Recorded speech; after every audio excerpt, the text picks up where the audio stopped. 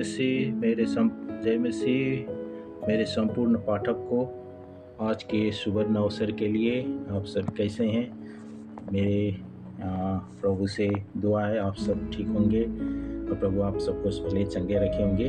तो आइए दोस्तों, आज का पाठ हम शुरू करने जा रहे हैं। उत्पत्ति 25 अध्याय से आज की पाठ शुरुआत है, तो हम शुरू करते हैं।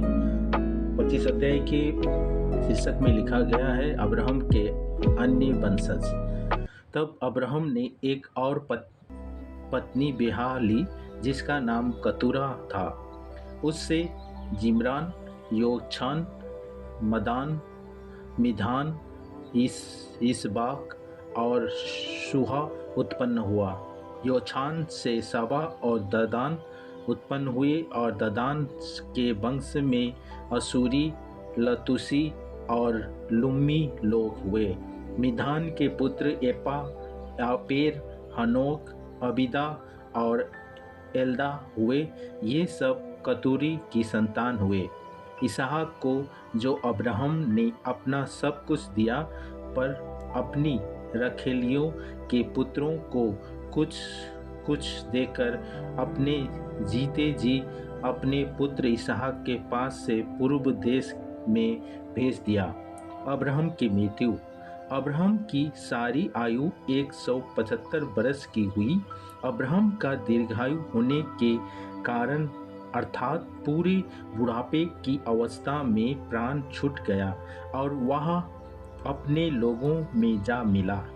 उसके पुत्र इसहाक और इस्माइल ने हित्ती सोहार के पुत्र एप्रोन की मामरे में सम्मुख वाली भूमि में जो मकपेला की गुफा थी उसको मिट्टी दी, अर्थात जो भूमि अब्राहम ने हित्तियों से मोल ली थी। उसी में अब्राहम और उसकी पत्नी सारा दोनों को मिट्टी दी गई। अब्राहम के मरने के पश्चात परमेश्वर ने उसके पुत्र इसहाक जो लाहेरोई नामक कुएं के पास रहता था आशीष दी। इस्माइल की वंशवाली। अब्राहम का पुत्र इस्माइल जो सारा की मिस्री दासी हजीरा से उत्पन्न हुआ था, उसकी यहाँ वंशवाली है। इस्माइल के पुत्रों के नाम और वंशवाली यह है, अर्थात इस्माइल का जेठ पुत्र नबयोत, फिर केदार, अदबेला, मिबसाम, मिस्मा, दुमा, मस्सा, हदार, तेमा, यतूर, नपीस और केदमा। इस्माइल के पुत्र ये ही हुए और इन्हीं के नामों के अनुसार इनके गांव और छावनी के नाम भी पड़े, और ये ही 12 अपने अपने कुल के प्रधान हुए। इस्माइल की सारी आयु 137 वर्ष की हुई, तब उसके प्राण छूट गए और वह अपने लोगों में जा मिला।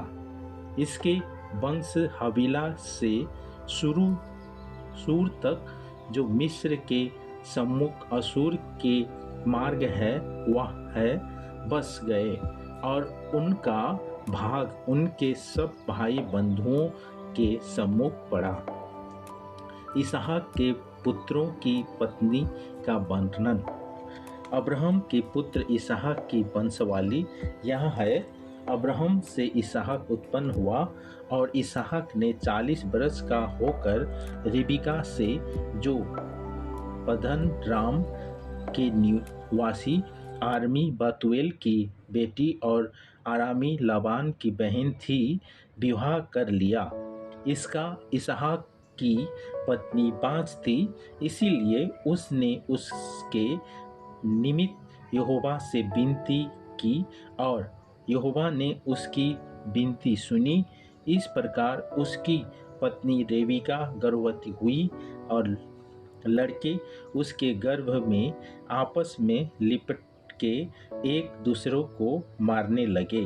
तब उसने कहा, मेरे जो ऐसी ही दशा रहेगी तो मैं कैसे जीवित रहूंगी। और वहाँ यहोवा की इच्छा पूछने को गई। तब यहोवा ने उससे कहा, तेरे गर्भ में 2 जातियां हैं और तेरी कोख से निकलते ही 2 जातियां के लोग अलग अलग होंगे और एक राज्य के लोग दूसरे से अधिक सामर्थी होंगे और बड़ा बेटे छोटे के अधीन होंगे। जब उसके प्रसव का समय आया तब ये क्या प्रकट हुआ कि उसके गर्भ में जुड़वे बालक है। पहला जो उत्पन्न हुआ वह लाल निकला और उसका सारा शरीर कंबल के समान रोममय था, इसीलिए उसका नाम एसाव रखा गया। पीछे उसका भाई अपने हाथ से एसाव के एड़ी पकड़े हुए उत्पन्न हुआ और उसका नाम याकूब रखा गया। जब रेबिका ने उसको जन्म दिया तब इसहाक 60 बरस का था। एसाव द्वारा पहिलौठे का अधिकार बेचना। फिर वे लड़के बढ़ने लगे और एसाव तो वनवासी होकर चतुर शिकार खेलने वाला हो गया, पर याकूब सीधा मनुष्य था और तंबुओं में रहा करता था। इसहाक एसाव के आहेर का मांस खाया करता था, इसीलिए वह उससे प्रीति रखता था, पर रेबिका याकूब से प्रीति रखती थी। एक दिन याकूब भोजन के लिए कुछ दाल पका रहा था और एसाव जंगल से थका हुआ आया। तब एसाव ने याकूब से कहा, वह जो लाल वस्तु है उसी लाल वस्तु में से मुझे कुछ खिला, क्योंकि मैं थका हूँ। इसी कारण उसका नाम एदोम भी पड़ा। याकूब ने कहा, अपना पहिलौठे का अधिकार आज मेरे हाथ बेच दे।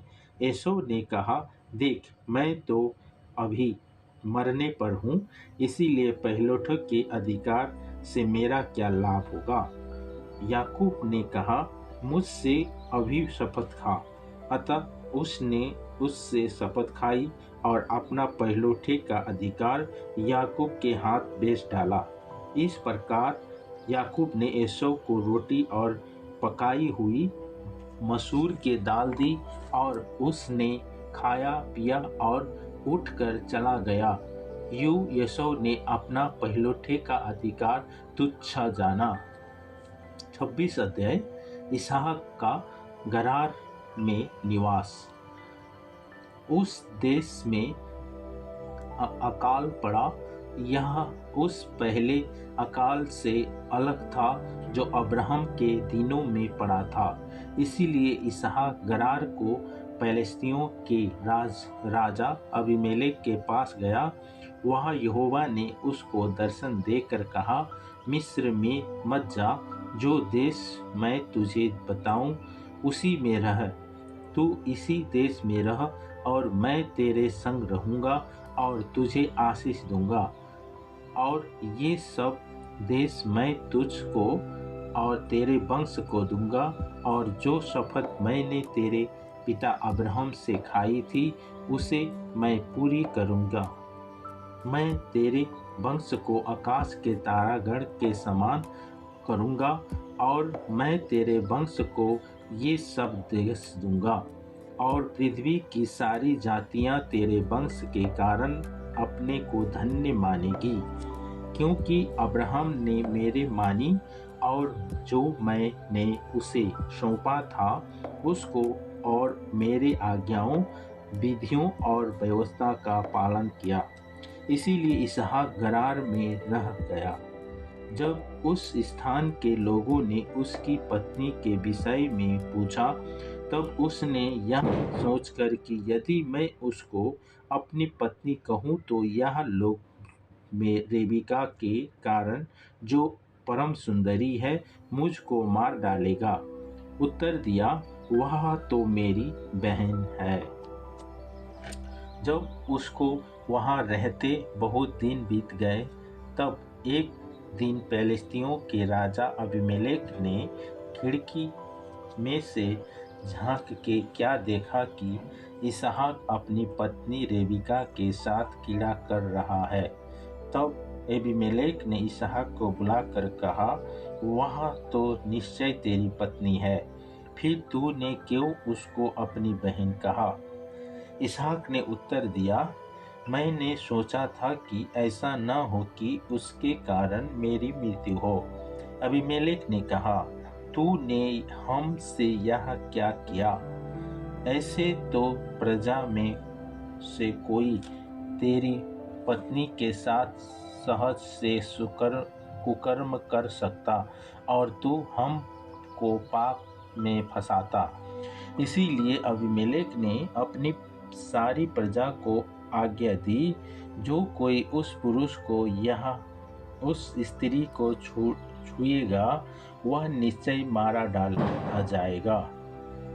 फिर इसहाक ने उस देश में जोता बोया और उसी बरस में 100 गुना फल पाया, और यहोवा ने उसको आशीष दी और वह बड़ा और उसकी पत्नी उसकी उन्नति होती चली गई, यहाँ तक कि वह अति महान पुरुष हो गया।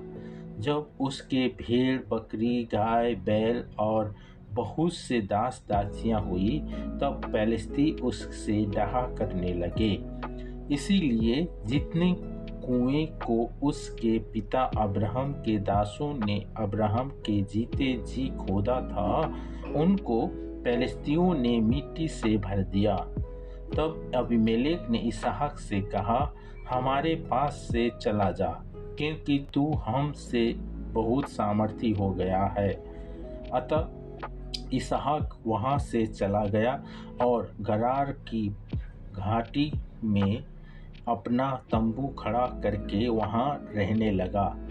तब जो कुछ उसके पिता अब्राहम के दिनों में कुएं खोदे गए थे और अब्राहम के मरने के बाद पेलिस्तियों ने भर दिए थे, उनको इसहाक ने फिर से खुदवाया और उनके वे ही नाम रखे जो उसके पिता ने रखे थे। फिर इसहाक के दासों को घाटी में खेदते खेदते बहते जल का एक सोता मिला।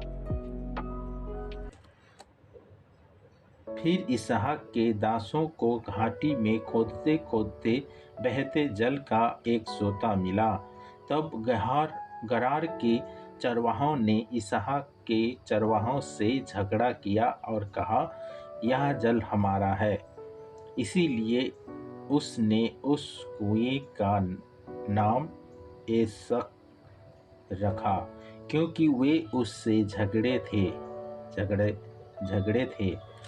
फिर उन्होंने दूसरा कुआं खोदा और उन्होंने उसके लिए भी झगड़ा किया, इसीलिए उसने उसका नाम सितना रखा। तब उसने वहां से निकलकर एक और कुआं खुदवाया और उसके लिए उन्होंने झगड़ा न किया, इसीलिए उसने उसका नाम यह कहकर रहोबोत रखा, अब तो यहोवा ने हमारे लिए बहुत स्थान दिया है और हम इस देश में फूले फलेंगे।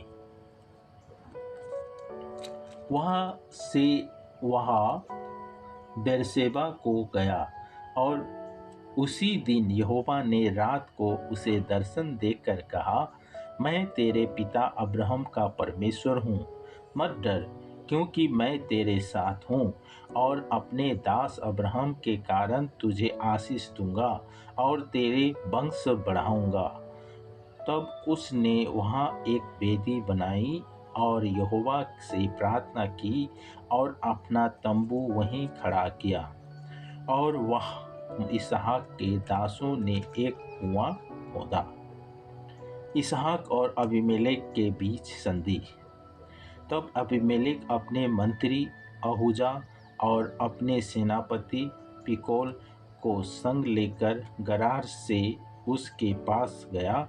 इसहाक ने उनसे कहा, तुमने मुझसे बैर करके अपने बीच से निकाल दिया था, अब मेरे पास क्यों आए हो? उन्होंने कहा, हमने तो प्रत्यक्ष देखा है कि यहोवा तेरे साथ रहता है, इसीलिए हमने सोचा कि तू तो यहोवा की ओर से धन्य है। अतः हमारे तेरी बीच में शपथ खाई जाए और हम तुझसे इस विषय को वाचा बंधाए कि जैसे हमने तुझे नहीं छुआ वरन तेरे साथ केवल भलाई ही की है और तुझको कुशल क्षेम से विदा किया, उसके अनुसार तू भी हमसे कोई बुराई न करेगा। तब उसने उनको भोज दिया और उन्होंने खाया पिया। सवेरे उन सबों ने तड़के उठकर आपस में शपथ खाई। तब इसहाक ने उनको विदा किया और वे कुशल क्षेम से उसके पास से चले गए। उसी दिन इसहाक के दासों ने आकर अपने उस खोदे हुए कुएं का वृत्तांत सुना के कहा, हमको जल का एक सोता मिला है। तब उसने उसका नाम सीबा रखा। इसी कारण उस नगर का नाम आज तक बेरशेबा पड़ा है। एसौ की विदेशी पत्नियां। जब एसौ 40 बरस का हुआ तब उसने हित्ती बेरी की बेटियां यहूदीत और हित्ती एलोन की बेटी बसमत से विवाह कर लिया और इन स्त्रियों के कारण इसहाक और रेबिका के मन को खेद हुआ। 27 अध्याय। याकूब को आशीर्वाद मिलना। जब इसहाक बूढ़ा हो गया और उसकी आंखें ऐसी धुंधली पड़ गई कि उसके सूझता न था, तब उसने अपने जेठ पुत्र एसौ को बुलाकर कहा, हे मेरे पुत्र। उसने कहा, क्या आज्ञा? उसने कहा, सुन, मैं तो बूढ़ा हो गया हूँ और नहीं जानता कि मेरे मृत्यु का दिन कब होगा, इसीलिए अब तू अपना तरकस और धनुष आदि हथियार लेकर मैदान में जा और मेरे लिए आहेर कर ले आ।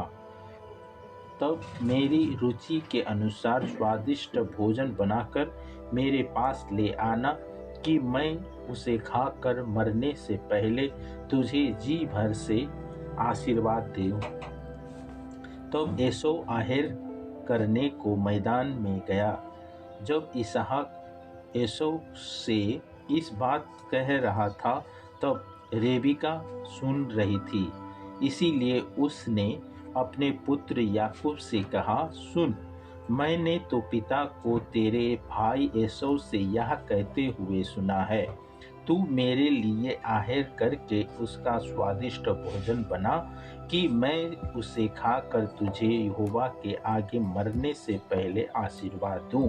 इसीलिए अब हे मेरे पुत्र, मेरी सुन और यह आज्ञा मान कि बकरियों के पास जाकर बकरियों के 2 अच्छे बच्चे ले आ और मैं तेरे पिता के लिए उसकी रुचि के अनुसार उनके मांस का स्वादिष्ट भोजन बनाऊंगी। तब तू उसको अपने पिता के पास ले जाना कि वह उसे खाकर मरने से पहले तुझे को आशीर्वाद दे। याकूब ने अपनी माता रेबिका से कहा, सुन, मेरे भाई एसौ तो रोएर पुरुष है और मैं रोमहीन पुरुष हूँ। कदाचित मेरे पिता मुझे टटोलने लगे तो मैं उसकी दृष्टि में ठहरूंगा और आशीष के बदले शाप ही कमाऊंगा। उसकी माता ने उससे कहा, हे मेरे पुत्र, शाप तुझ पर नहीं मुझी पर पड़े, साप तुझ पर नहीं मुझी पर पड़े। तू केवल मेरी सुन और जाकर वे बच्चे मेरे पास तू ले आ। तब याकूब जाकर उनकी अपनी माता के पास ले आया और माता ने उसके पिता के रुचि के अनुसार स्वादिष्ट भोजन बना दिया। तब रेबिका ने अपने पहलौठे पुत्र एसौ के सुंदर वस्त्र जो उसके पास घर में थे लेकर अपने छोटे पुत्र याकूब को पहना दिए और बकरी के बच्चों की खालों को उसके हाथों में और उसके चिकने गले में लपेट दिया और वह स्वादिष्ट भोजन और अपनी बनाई हुई रोटी भी अपने पुत्र याकूब को हाथ में दे दी। तब वह अपने पिता के पास गया और कहा, हे मेरे पिता। उसने कहा, क्या बात है? हे मेरे पुत्र, तुम कौन है? याकूब ने अपने पिता से कहा, मैं तेरे ज्येष्ठ पुत्र एसौ हूँ। मैंने तेरी आज्ञा के अनुसार किया है, इसीलिए उठ और बैठकर मेरे आहर के मांस में से खा कि तू जी से मुझे आशीर्वाद दे। याकूब इसहाक ने अपने पुत्र से कहा, हे मेरे पुत्र, क्या कारण है कि वह तुझे इतनी जल्दी मिल गया? उसने यह उत्तर दिया, तेरे परमेश्वर यहोवा ने उसको मेरे सामने कर दिया।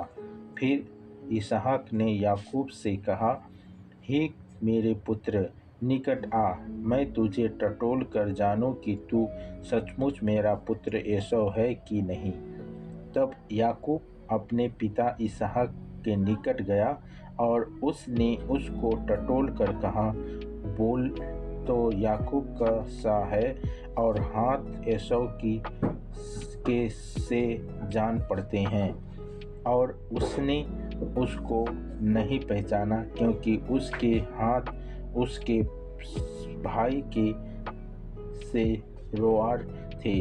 अतः उसने उसको आशीर्वाद दिया और उसने पूछा, क्या तू सचमुच मेरा पुत्र एसौ है?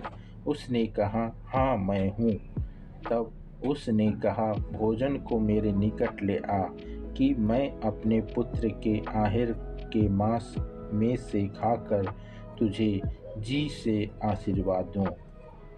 तब वह उसको उसके निकट ले आया और उसने खाया और वह उसके पास दाख मधु भी लाया और उसने पिया।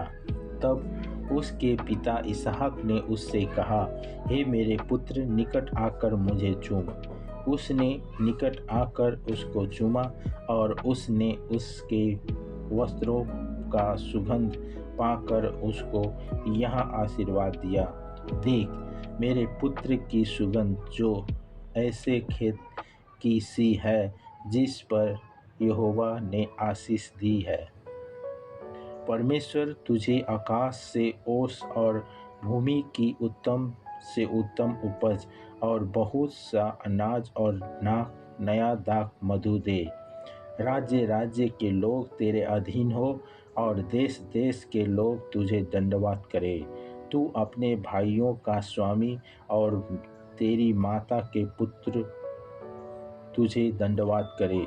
जो तुझे शाप दे वो आप ही श्रापित हो और जो तुझे आशीर्वाद दे वो आशीष पाए। आशीर्वाद के लिए एसौ की याचना। जैसे ही यह आशीर्वाद इसहाक याकूब को दे चुका और याकूब अपने पिता इसहाक के सामने से निकल ही था कि एसौ आहर लेकर आ पहुंचा।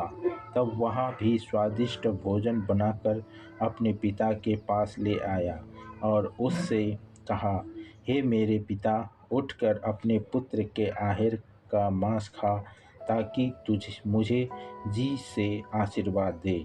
उसके पिता इसहाक ने पूछा, तू कौन है? उसने कहा, मैं तेरा जेठ पुत्र एसौ हूँ।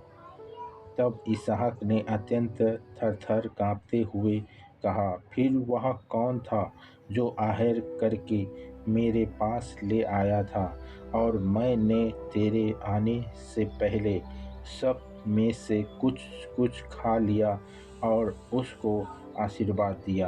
अब उसको आशीष लगी भी रहेगी।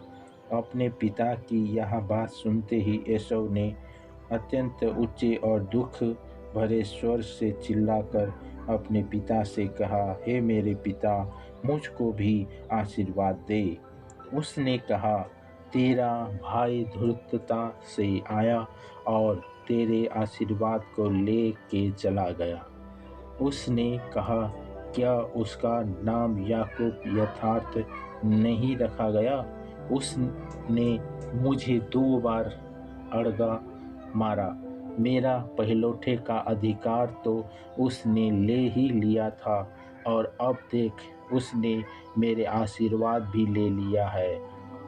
फिर उसने कहा, क्या तूने ही मेरे लिए भी कोई आशीर्वाद नहीं सोच रखा है?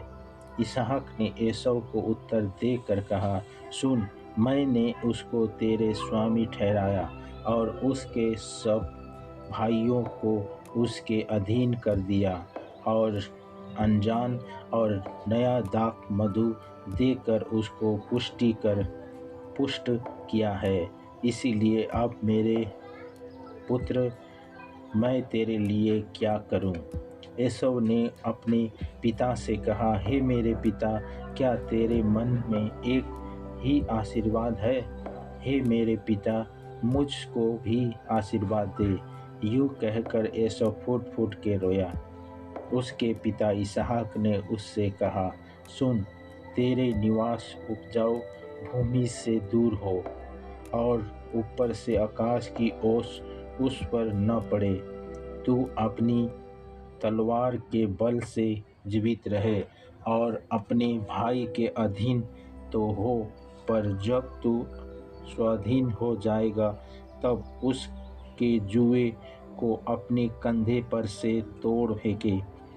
एसौ ने तो याकूब से अपने पिता के दिया हुआ आशीर्वाद के कारण बैर रखा, और उसने सोचा, मेरे पिता के अंतकाल का दिन निकट है, फिर मैं अपने भाई याकूब को घात करूँगा।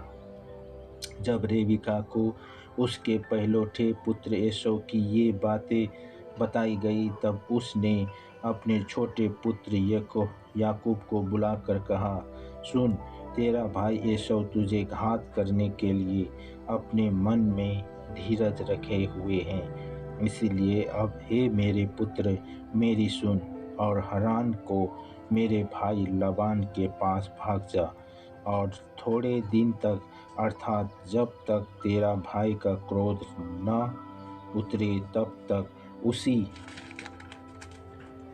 के पास रहना। फिर जब तेरे भाई का क्रोध तुझ पर से उतरे और जो काम तूने उससे किया है उसको वह भूल जाए, तब मैं तुझे वहाँ से बुलवा भेजूंगी। ऐसा क्यों हो कि एक ही दिन में मुझे तुम दोनों से रहित होना पड़े। याकूब का लबान के पास जाना। फिर रेबिका ने इसहाक से कहा, हित्ती लड़कियों के कारण मैं अपने प्राण से घृणा करती हूँ, इसीलिए यदि ऐसी हित्ती लड़कियां में से, जैसे इस देश की लड़कियां, और याकूब भी एक से कहीं विवाह कर ले, तो मेरे जीवन में ऐसा लाभ होगा, कैसा लाभ होगा। तो दोस्तों, आज का वचन हमने 27 अध्याय पूरा पढ़ चुका हूँ। तो दोस्तों, आज के लिए इतना ही। आप सभी को इस वचन अध्ययन, इस पाठ में सहभागी होने के लिए बहुत से धन्यवाद। आप सभी को परमेश्वर बहुत से आशीष दे। दोस्तों, मैं आप लोग से फिर से कहना चाहता हूं कि इस वचन को ज़्यादा से ज़्यादा लोगों के बीच में शेयर कीजिए, लाइक कीजिए, सब्सक्राइब कीजिए, ताकि हमारी हर वचन आपके सामने पहुंच पाए। आप सभी को परमेश्वर बहुत ऐसे आशीष है और धन्यवाद। जय मसीह की। God bless you.